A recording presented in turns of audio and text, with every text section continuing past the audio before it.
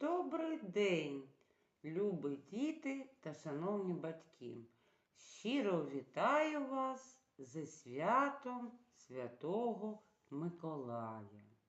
А у нас зараз заняття з пізнання довкілля. Сьогодні ми з вами поговоримо про погоду у першому місяці зими у грудні. Діточки, які природні явища відбуваються узимку? Звичайно, йде сніг, на вулиці мороз, дуже холодно. Бувають завірухи, хуртелиці, вода в річках замерзає, на вулиці ожеледиться, лід, іній. Послухайте, як описує свій сніг поетеса. Сніг буває різний, чистий, невагомий. Сніг буває брудний, липкий і важкий. Сніг летить пухнастий, м'який і приємний. Сніг буває пухкий, сніг буває ватний.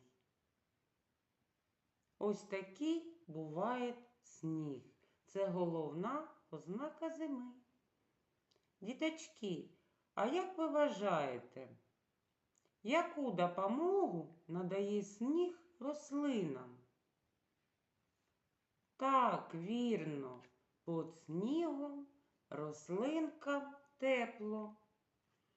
Діточки, а яка погода буває узимку? Згадаємо. Холодна погода, морозна погода, сніжна погода.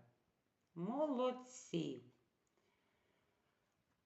Діточки, а ви любите зиму? Так, звичайно. А чому?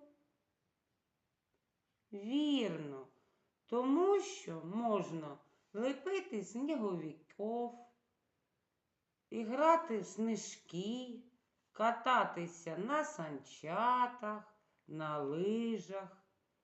Діточки, на цьому наше заняття закінчено. Всього вам найкращого. До зустрічі. Пока-пока.